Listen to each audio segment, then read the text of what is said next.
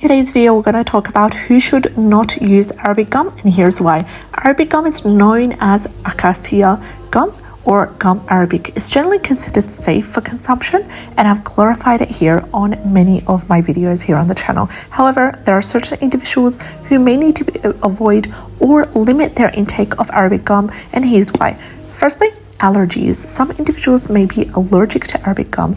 Although true allergies are relatively rare, individuals with known allergies to other gums or tree saps may be more likely to experience an allergic reaction to Arabic gum.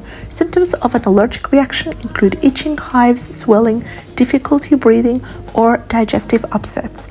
Those with known allergies should avoid Arabic gum and products containing Arabic gum, and also seek alternative ingredients. Second group of people is anyone who has a gastrointestinal sensitivity.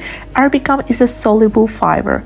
It may cause gastrointestinal comfort in some people. We've got symptoms such as bloating, gas, diarrhea in sensitive individuals, especially when you consume Arabic gum in large amounts. Also, people with irritable bowel syndrome, inflammatory bowel disease, or other gastrointestinal conditions may need to limit their intake of Arabic gum, or better, avoid it altogether. The third group of people are people who have diabetes. Now, Arabic gum has been studied for its blood sugar lowering effects, which is beneficial for anyone with diabetes. However, Arabic gum can also affect blood sugar levels and insulin sensitivity. So anyone with diabetes should monitor their blood sugar levels closely when consuming Arabic gum, and they need to adjust their medication as needed, of course, with the supervision of their doctor. It's also essential to consult with your healthcare professional before incorporating Arabic gum in your diet, especially if you have diabetes or other metabolic conditions. And the fourth group of people is anyone who is taking medication on a regular basis. It can cause medicine interaction. Arabic gum may interfere with the absorption and the effectiveness of certain medication when taken with the medicine.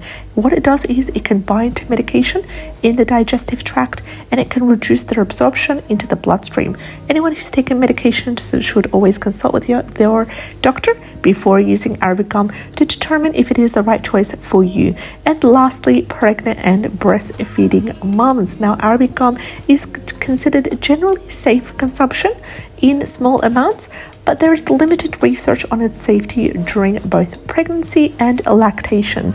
Pregnant and breastfeeding moms should always consult with their doctor before using Arabic gum to determine it is safe for them and their baby. If you've enjoyed today's video, like and subscribe. I'd love to have you on board. I'll see you in the next one.